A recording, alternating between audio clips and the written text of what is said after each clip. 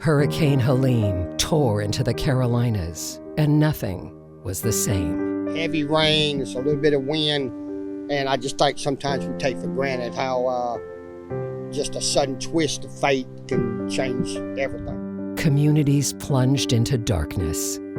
That expression, "no one's coming to save you," that was true. It was a storm we will never forget.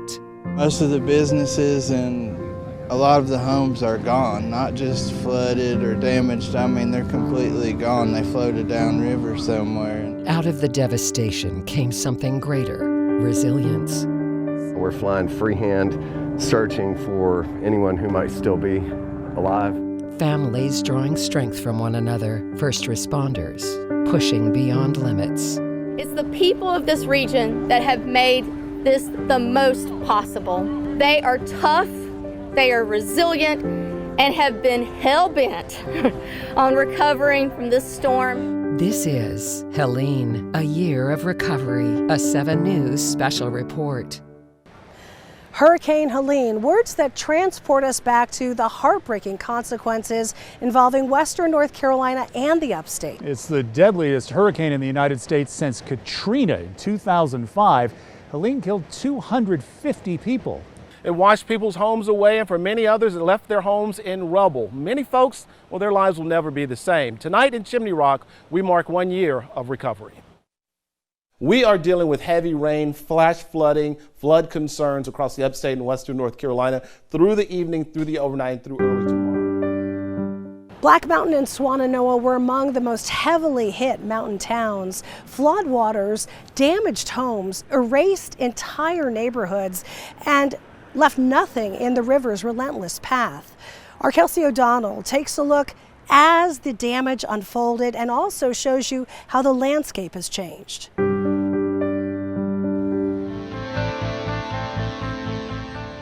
Nothing anybody has ever experienced that's alive here. We don't have houses. The road we live on, it got washed out. A lot of these people we spoke to are trying to evacuate to find water and to find food. A mandatory curfew is still in effect for several western and North Carolina counties. Thousands of people are still without power. Swannanoa, a place that has been completely washed away. That's Coast Guards. Some of the power behind these floodwaters.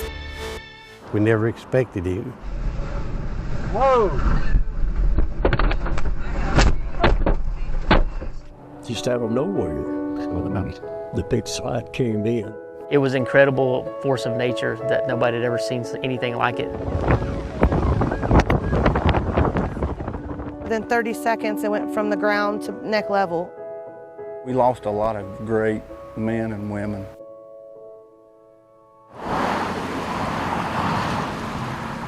Most of the businesses and a lot of the homes are gone, not just flooded or damaged. I mean, they're completely gone.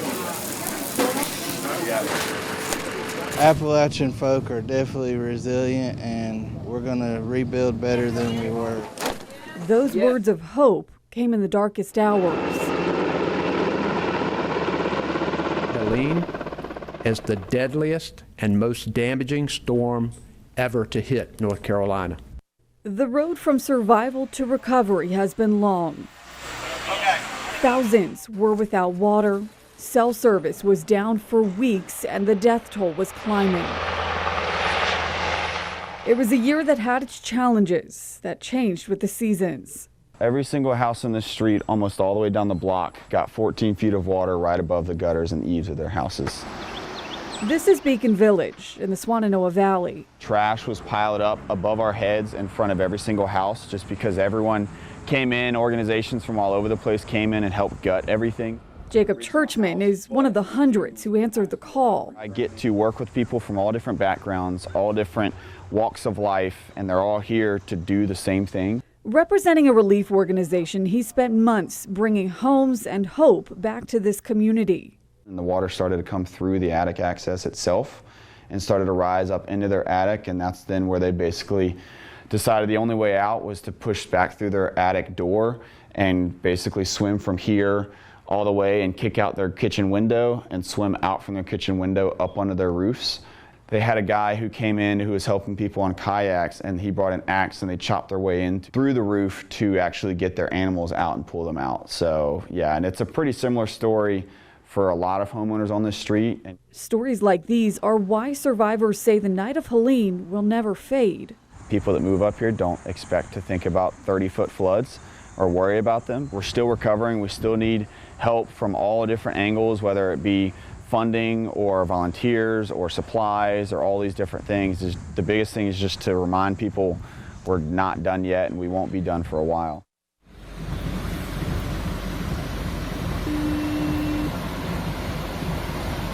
Areas being evacuated at this time. It is our duty to give people a hand up when they've been knocked down.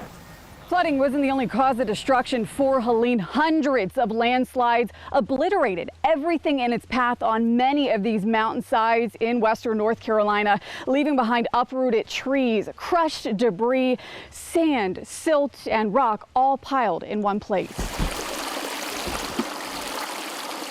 There's 5 buildings there. It's hard to imagine those 5 buildings there. It's hard to imagine that this was a huge hall where kids could come and dance and play. 1 year later, this is what's left of part of the Black Mountain Home for Children, Youth, and Families. It's like somebody just took their hands and just carved out the mountain. It's unbelievable. James Harmon is the president of the Youth Services Organization. We had a call at 5 that morning from the fire department, asked us to evacuate our South Campus, which is kind of near the Swananoa River. So we moved all the kids who live down there up, and then we've got an RV park for residential volunteers, and we moved them up as well, a little bit higher ground.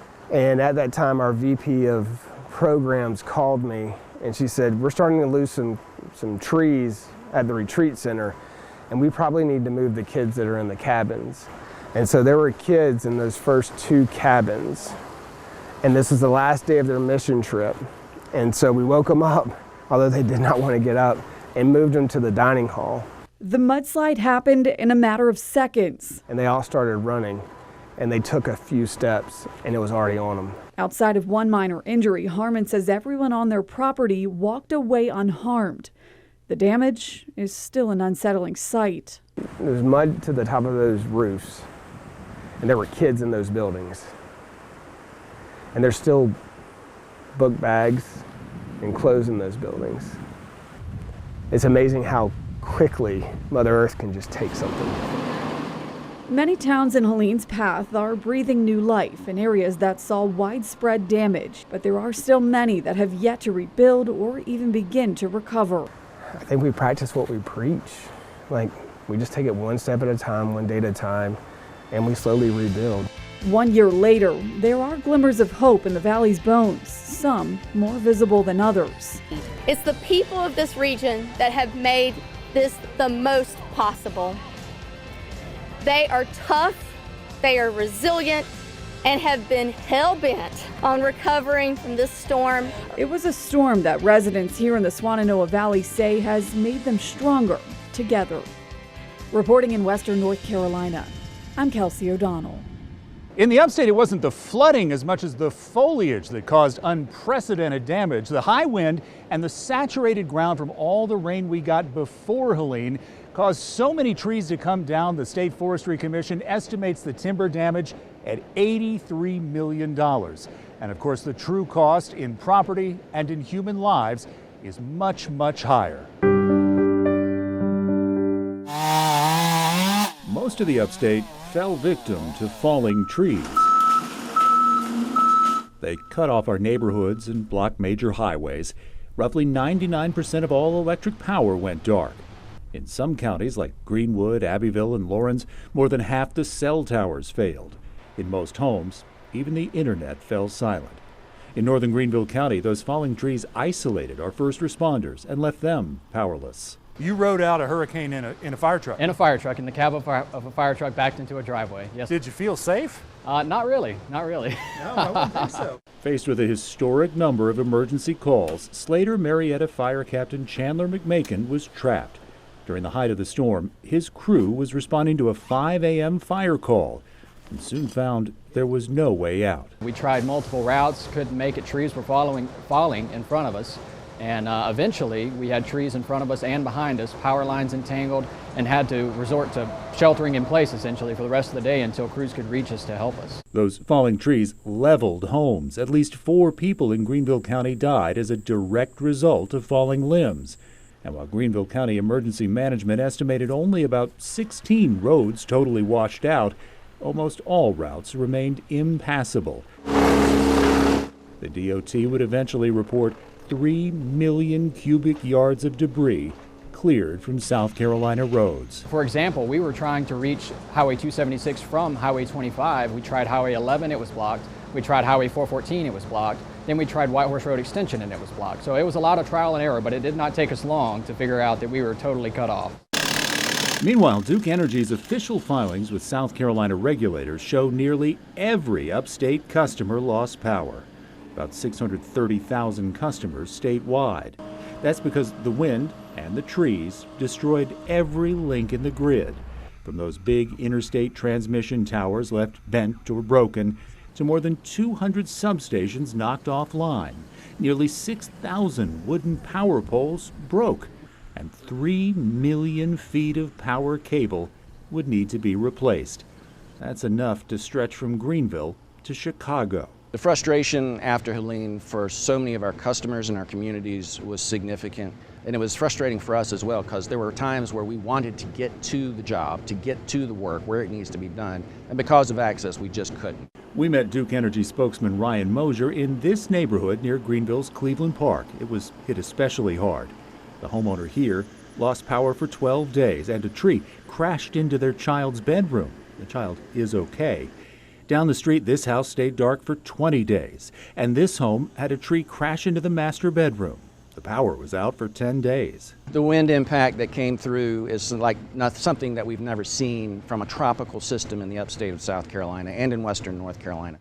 Duke's filings estimate the cost of repairs at $580 million, but they are doing some work that could speed up restoration in neighborhoods like this. This crew is installing new switches, essentially a new fuse that would isolate much smaller parts of the grid during an outage. That allows crews to bring individual neighborhoods online one at a time instead of losing large sections of grid because of more localized problems. Although, with a storm as strong as Helene. Are you confident that if a hurricane exactly like Helene were to hit again this year, Duke is better prepared than the first time around? I think not just Duke Energy is better prepared, but our communities are better prepared. That's not going to say you won't see similar impacts. For Chandler McMakin and other upstate firefighters, those same trees would strike again. In March, his Slater Marietta crews were among those fighting the 2,100-acre Persimmon Ridge fire, fueled by the same downed timber that trapped him in September. Never seen anything like it, never heard of anything like it. The hurricane left one of the region's busiest roadways in ruins. 7 News' Taylor Farmer tells us how the community is reconnecting this vital lifeline. During Hurricane Helene, entire portions of Interstate 40 were washed away, severing a critical connection for the people who live and work along it and those just passing through. A 5-mile stretch of Interstate 40 from North Carolina to Tennessee was beaten and battered by Hurricane Helene. Now a year later, still lying near the Pigeon River Gorge, I-40 remains in ruins. Yeah, to your right is more sections of the former I-40 eastbound lanes crumbled down the hill. However, progress has been made as drivers are now allowed back on the busy highway once shut down. We've done about 128,000 square feet to date of those temporary soil nail walls, and those are all temporary. More than 2 football fields worth of temporary work, but that's progress from the time the storm hit, and the next steps weren't so clear. There was an absolutely, oh my goodness, this road may be closed for years. Crews estimate repairs will cost more than $1 billion, and the work will continue through 2028. This is hands down the largest project, especially a disaster project that I myself or probably any of my colleagues have seen or may ever see. Helene was monumental, so no, did not expect that I would be here in an event like this. But now, 1 year later, following planning and temporary fixes, crews with the North Carolina Department of Transportation are working toward a permanent solution. They tell us that includes building walls like retaining walls and interlocking pipe pile walls. These walls, the roller compacted concrete, will be up to 30 feet thick. Something Department of Transportation engineers say is quite unique to road construction and is more similar to dam construction. Each of these wall designs will tie into bedrock down at the river elevation and be anchored into bedrock horizontally and vertically. With more than 300 people expected to help in the construction, the height of the walls will change along the corridor depending on the proximity of the river. Sobleski says in some spots the walls could be between 30 and 70 feet tall. For tractor-trailer drivers coming this route weekly, the road work has been frustrating. It is really frustrating. But what do? You got to make a living. Carrying bakery items 3 times a week down Interstate 40, Wayne Johnson says while this roadway was closed, his detour mapped through Virginia. As the world kept turning, he had to keep working. We have an issue going up to Virginia and going around hour and a half, or going through here hour. And you choose to sit an hour and a half traffic rather than go to Virginia? Yeah, because of fuel. Thankfully, the interstate is back open. Johnson praised the hardworking crews, but he still faces challenges of all sorts. Challenges in his 30 years of driving a tractor trailer he says he's never faced. The eastbound side, it's really dangerous. It looks like it's right there. It looks like you could fall in any time. You got about 3 or 4 inches on your guardrail, and then you got about a foot on your other side, so in a tractor trailer. For those in much smaller cars, heavy traffic seems to be the main concern. It's usually been slow traffic, but everything's moving and, just not as fast as it would if all the lanes were open, but I think we're very happy that we can move it all. For Belinda Ford and her husband, who regularly travel from Tennessee to Hilton Head, taking I-40, they're still in disbelief of what they saw following the hurricane. It was devastation that we couldn't imagine, and you could just see how it carved away the banks and the roads had dropped off. It was impressive what that storm did. A powerful storm, one that rattled engineers as they look toward the future of building back their infrastructure better and fast. It's really happened on an extremely accelerated schedule. Daily planning, permitting, and design as crews work with drivers in mind. We don't let people travel on a roadway that's not safe. A roadway too dangerous to drive for 5 months. Interstate 40 was reopened in March of this year with 1-lane traffic in each direction and under strict limitations like narrow lanes, reduced shoulders, and lower speed limits. A working platform has been made down in the river the full length of the project to allow equipment, materials, and manpower better uninterrupted access in their effort to complete the rebuild. A whole lot of things that people don't see. The scars of Hurricane Helene are still evident along I-40, but so is the resilience of Western North Carolina as rebuilding moves forward and this vital highway moves toward recovery. Along I-40, Taylor Farmer, 7 News. Helene had just started its dangerous swirl across our region when a father was on the way home from his middle-of-the-night shift. His daughter called him, concerned about his safety. And only seconds later, she was killed by the storm in a cruel twist of fate.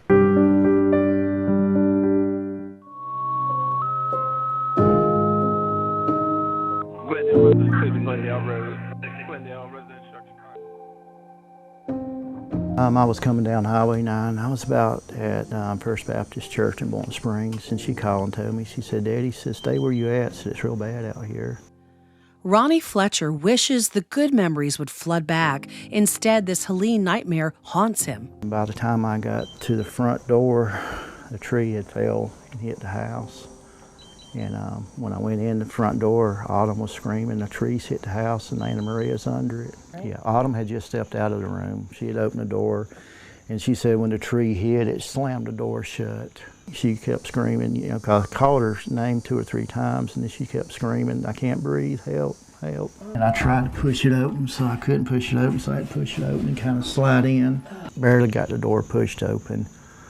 And then that's when, I don't think it was the ceiling was down in front of the door, and the tree was over everything else. In this quiet Spartanburg County neighborhood, life is not the same without his firstborn. I've been pretty numb this whole first year. Northbrook Baptist Church, Gordon Ray, Swafford vocational students, and many others donated time and materials repairing his devastated home, but Ronnie's heart remains crushed. You are not back in this house. No.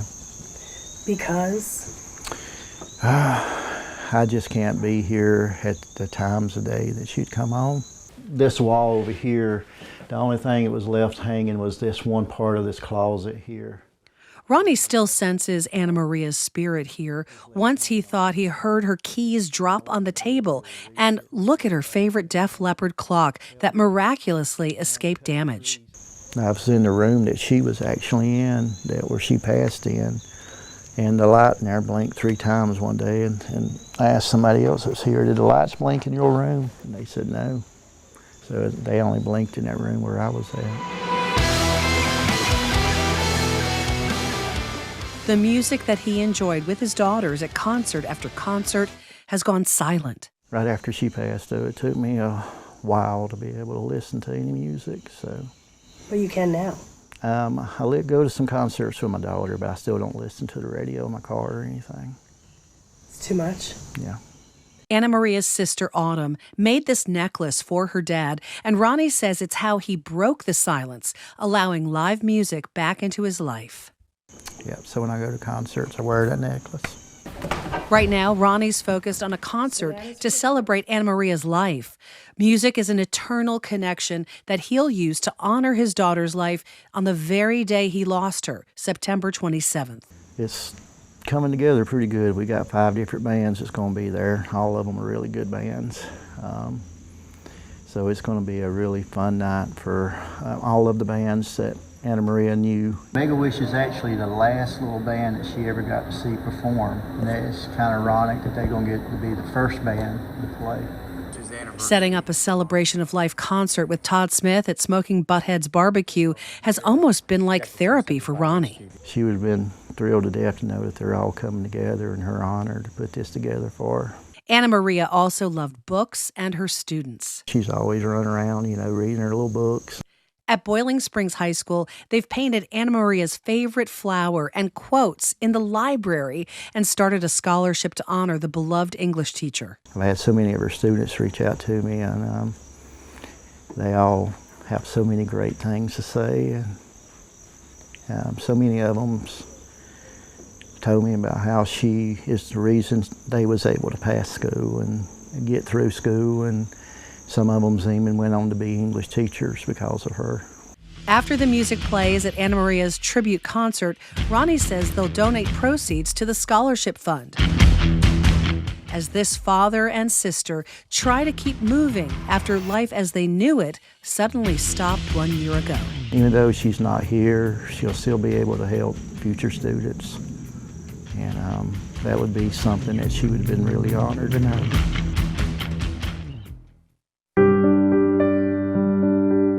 It's very frustrating, because it's like the government turned their back on you, like you don't matter. It don't matter what you give into your country, your state, you don't matter. On top of the extreme emotional and physical toll, starting recovery from Helene meant demanding answers from FEMA. People in South Carolina say many of those questions remain unanswered. Hear their stories after the break.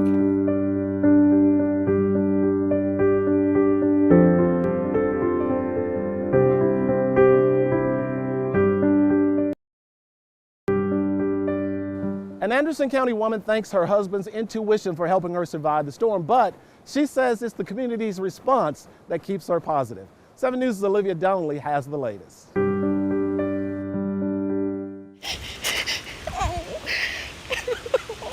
This is the moment that Shay Fowler and her husband Josh came home after riding out Hurricane Helene in a hotel. I'm in my pajamas, it's 8 p.m., and he's inquiring. He's like, something's telling me, God's telling me, let's pack things up for the night. So she listened. And he said, if the house is there tomorrow, we'll do soup tomorrow. And so I met him at the hotel and woke up the next morning to showing up, and the house was gone. A tree split her family's home in half. Their house condemned. The things that we thought we could salvage, we couldn't. Fowler, an artist, says she lost quite a bit of material. I actually lost part of a collection that we were going to exhibit that following October. But they felt they couldn't just abandon what was left. The problem was our whole home was exposed to anyone, and everything that we owned was in it. So we made it a point that we didn't want to leave it unattended. We did what we did best, which was build a campsite. The Fowlers spent 55 days in a tent on their property. Life as they know it changed in an instant. You think you can handle things like that until you walk up to it and you just realize it's all gone. Fowler says there wasn't much time to dwell, so they got working. We had a great, tarped it up, had our own cooking area. My husband built a shower and a facility that we could use, and we roughed it here for over a month and a half. A feeling Fowler says you can't describe until you experience it. We can just kind of relate to what hardships come with losing things, and in the order that you lose them, and what it takes to build back and regain. Through hardship came perspective. On the positive side of this is we've realized that what's important to actually get through our day. Fowler says it really didn't come down to things. It's willpower, it's support, it's community uplift. All of those things shined way brighter amongst this darkness in our life than I think anything. Like neighbors offering a hand. Our neighbor here had let us plug in our generator, for the time that we needed it. And cleanup crews, there were so many people that came here to lift trees and cut them and sweat, and without asking for anything.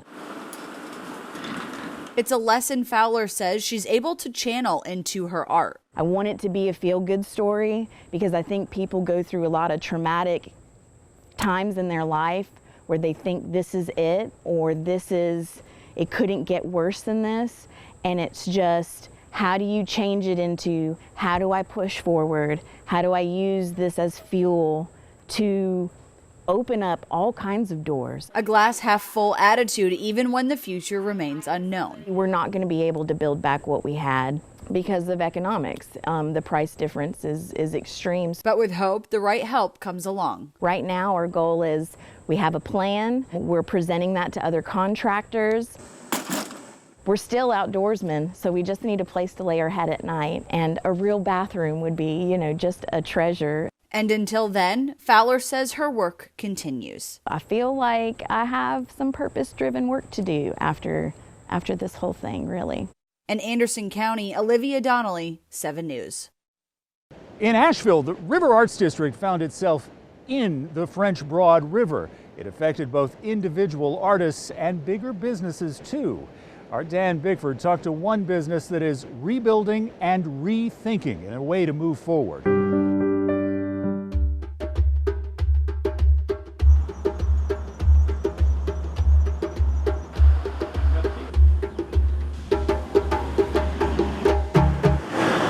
I actually have been coming to Asheville since I was a little kid. I always loved it up here, had the opportunity to move up here. Adam Charnak is a co-founder of Highwire Brewing, which opened on Asheville's South Slope in 2013. Since then, they've opened other tap rooms in Asheville and from the North Carolina coast up to the Ohio River. The main office and distribution center in the River Arts District and the main brewery facility in Biltmore Village saw flooding due to Helene. There isn't a ton of precedent, I suppose, for massive, wet, slow-moving storms to dump an insane amount of rain on a region like this. It was one of those things where earlier in the week somebody said to me, hey, Adam, there's some rain coming later in the week. Oh, okay. I don't think and I'm extrapolating for others, really thought about how severe or big that was going to be for us. I don't think people really fully knew it for the most part. When it came, it was, it just didn't stop.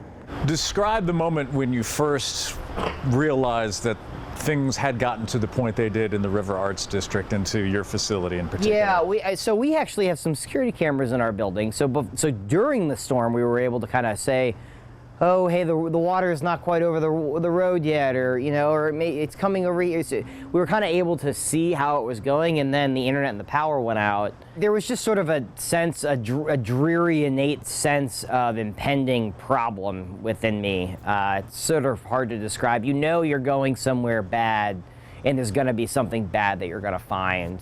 That was salvaged. That was our original artwork that I salvaged from my office. During the flood, so haven't had a chance to clean it up yet, but maybe I'll just leave it like that. The River Arts facility was hit hard. And then if you look up at this brick, oh man, here we go. Up there, you can kind of see where there's... You can actually see there is a line right there halfway up through that That's set right. of bricks running all the way across. Yeah. Yeah, so that gives you a sense. You know, I'm 5.5 feet, and so, you know, it was about 7+ feet in this area. Then the water receded. A distribution facility damaged, its contents ruined. The mud was up mid-leg. There's just mud everywhere. Cans inside were strewn about. We lost about 1.4 million empty cans, a couple 100,000 filled cans and cases, kegs all filled. The tap room completely destroyed.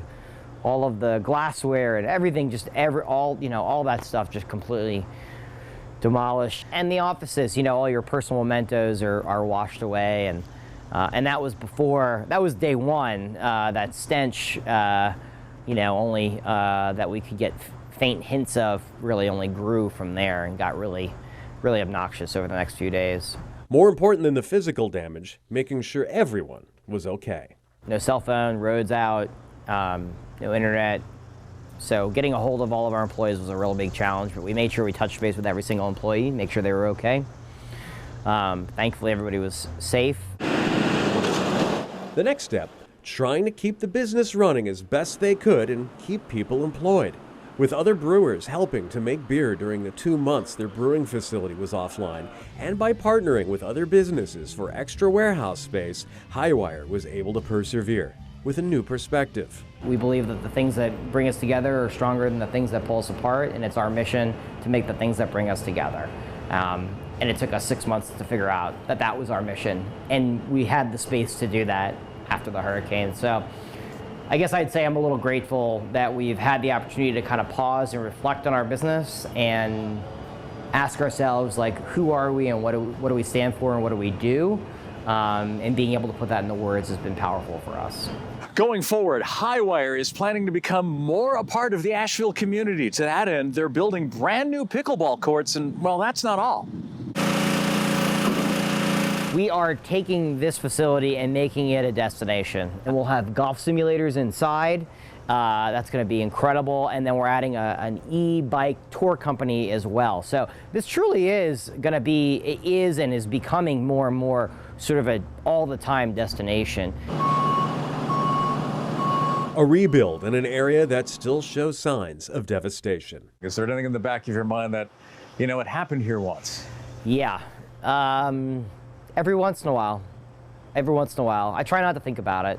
There are a lot of artists who are misplaced, and so to the extent that we can be the heart of the RAD, the River Arts District here, with all the things that we've got going on here, and be sort of a beacon for its resurgence, or a big part of its resurgence, I take comfort in that. And I look at the river every day. It's right here. It reminds you every day that it's right there. One of the biggest frustrations to come out of Hurricane Helene was the response by FEMA. Yeah, and basically what really upset folks was the fact that when they applied for those loans, they were denied, despite the fact that their neighbors who were basically in the same situation were approved. Well, FEMA says they approved $820 million for North and South Carolina. But even though 7 News anchor Diane Lee asked 3 times, the agency wouldn't specifically say how many claims were denied. As you're about to see, that leads to a lot of frustration. The role chance plays in life is rarely more apparent than during a major storm. Who gets hit and lives to survive? Next thing I know, boom, the whole trailer just shook. Whose voice in this world is forever silenced? People are trapped by the trees and unfortunately aren't able to speak about it afterwards. Either way, the loss, a gaping hole. And it kept raining, rain kept, coming in, got all over my mattress and bed. Mike Gregory had no insurance. He hoped his roof damage would be covered by FEMA. They turned me down. What went through your mind? I'm like, what? Why, The high-stakes game of chance called Helene proved to be still dicey in the weeks and months after, as FEMA chose who would and would not be compensated. I really think it's like luck of the draw. Polina Bondarchuk lost power for 8 days. She filled out this serious needs assistance form, as did 5 of her siblings who lived nearby. FEMA approved her for a $750 grant. 2 of us got it immediately. 1 reapplied, then got it, and then the other 3 were on their own. They just scrambled and did whatever they could. With no explanation? Right, no explanation, just like you weren't, for whatever reason, they're like, you just didn't meet the proper requirements, although the requirements were exactly the same across the line.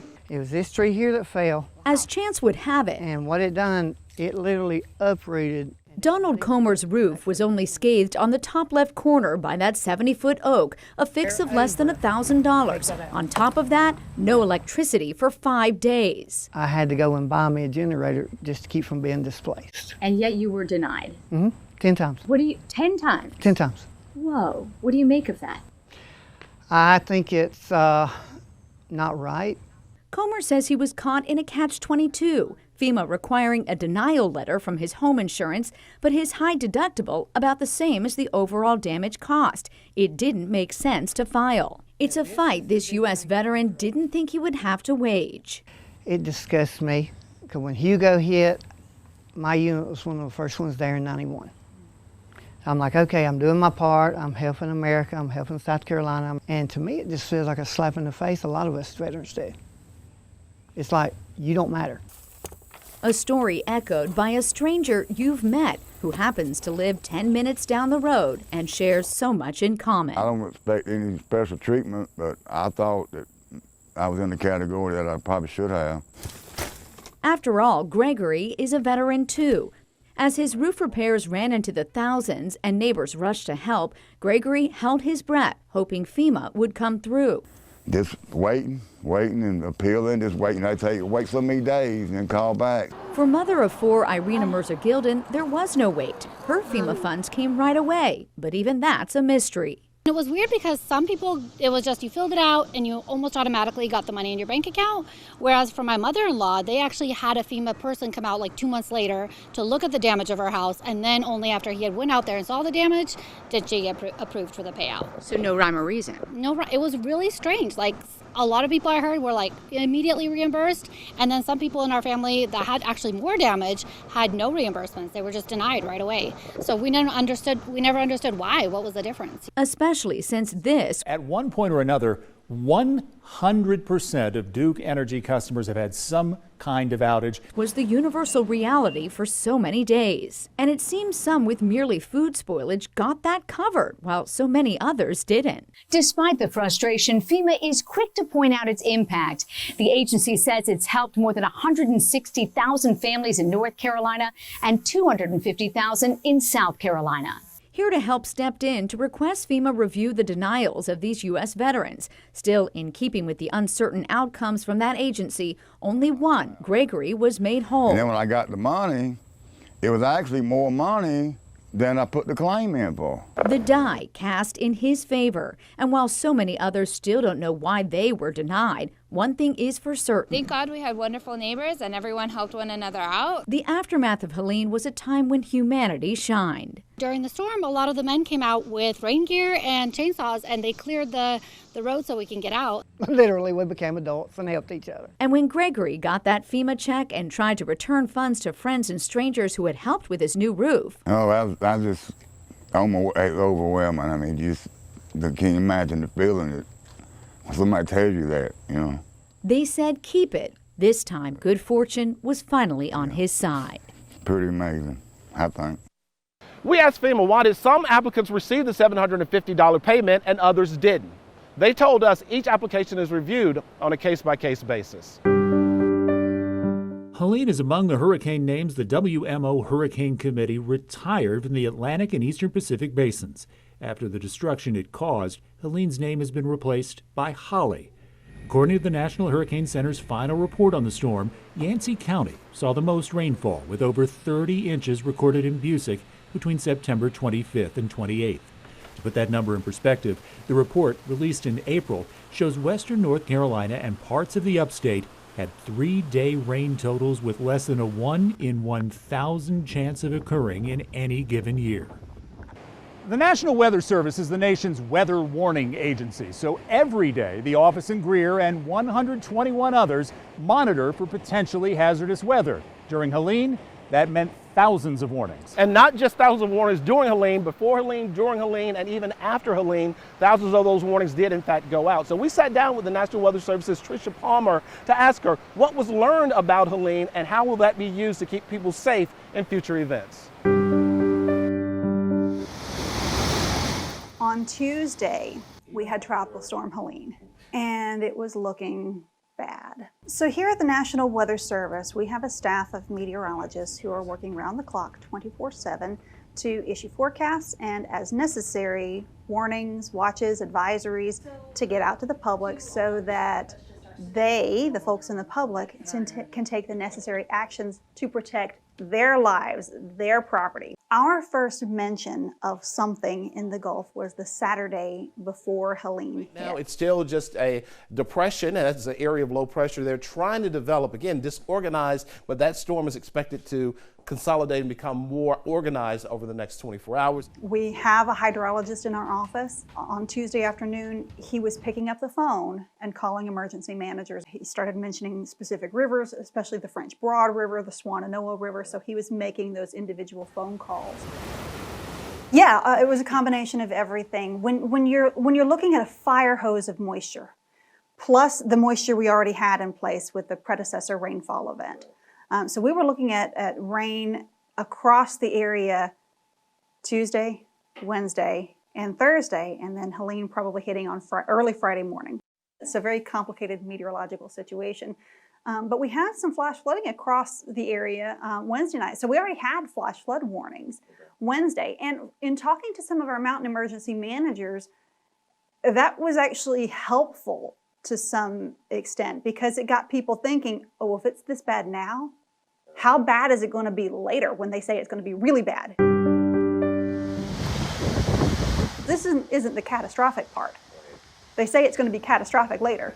So it got people moving and it got people listening to some of the evacuation orders. We had witnesses up in the mountains, people telling us that it's like the soil's just liquefied.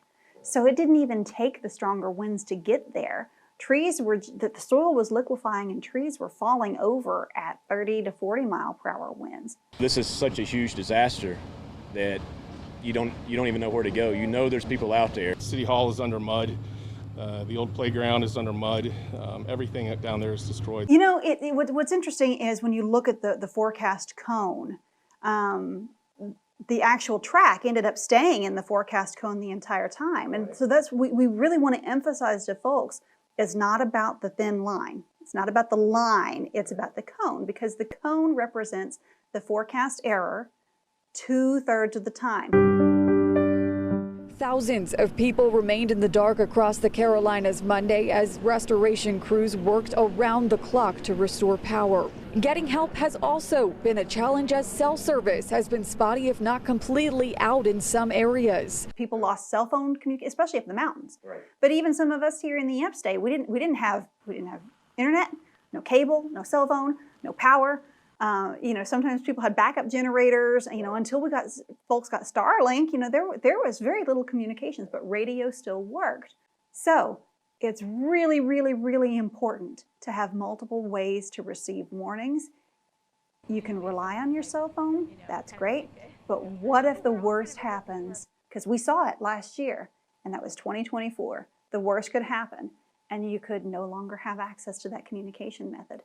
You could watch your TV, and that's fantastic. Your favorite meteorologist is going to be there for you, but sometimes you may lose your power.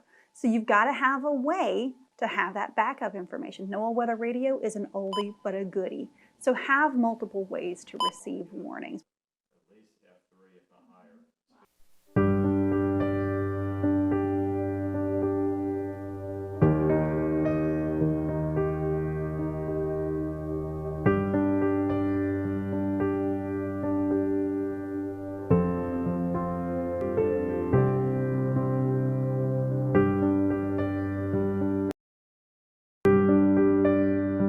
The allure of Lake Lure and Chimney Rock has brought tens of thousands of people to this part of western North Carolina for years.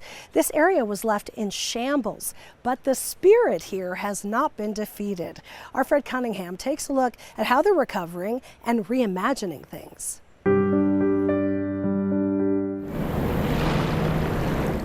From the quiet calm of Lake Lure to the view nearly 2,500 feet above it all from Chimney Rock State Park, this area's beauty is legendary. But in a matter of days, Helene changed everything. All of our municipal buildings were damaged to some extent. Town Hall is gone, which included the police station, so there was no home for our first responders to operate from. And then all the roads were inaccessible. The debris was so high and so deep and so widespread that no one could move around the town. The storm left this entire area with no power, no water, no cell service, no internet, not even a landline.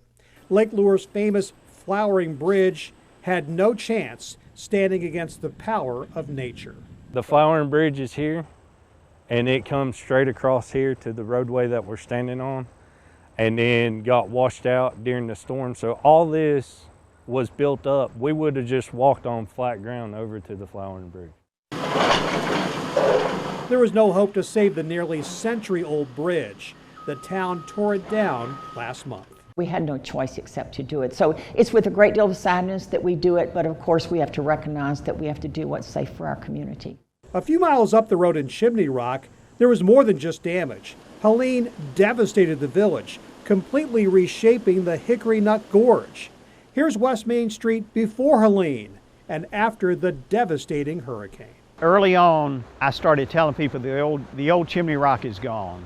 It really just lives in our memory. And that's sad because all of us love the old Chimney Rock and we would love for it to be here. But Mother Nature took that away from us. Mayor O'Leary's words are sobering. Yes, Chimney Rock can rebuild, but it can't recreate what was here before September 2024. That includes part of the mayor's own business. Half of Bubba O'Leary's collapsed and had to be torn down. We have to look at what's been left and view that as an opportunity, but we have to move forward. We have to move forward from this point. But it was exciting to think about, okay, we're starting from a blank slate. Now what can we do to make it better? Making things better for both places was getting the area's biggest attraction open again. In 2023, Chimney Rock State Park drew more than 375,000 visitors. It reopened in June. One early on was to get Chimney Rock State Park open so that people that would patronize the businesses had a place to go. That worked well. The park is limited access, but almost back to normal. So that was a big plus. Lake Lure has always been serene and peaceful. That's the key to how Town Councilman Jim Proctor earns a living. Our business is vacation rental houses. We have 8 cabins. Our niche is romantic getaway.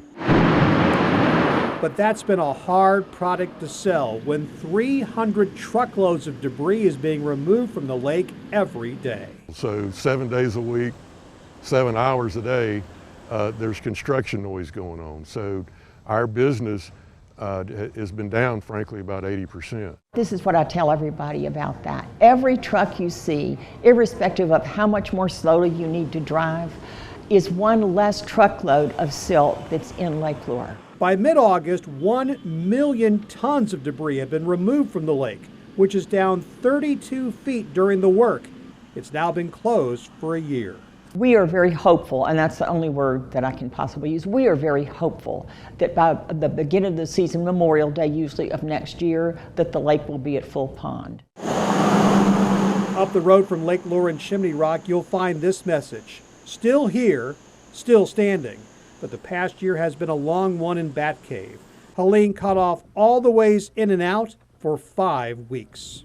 We're on the Continental Divide, so we're basically a big bowl right here. So we're the headwaters of all this.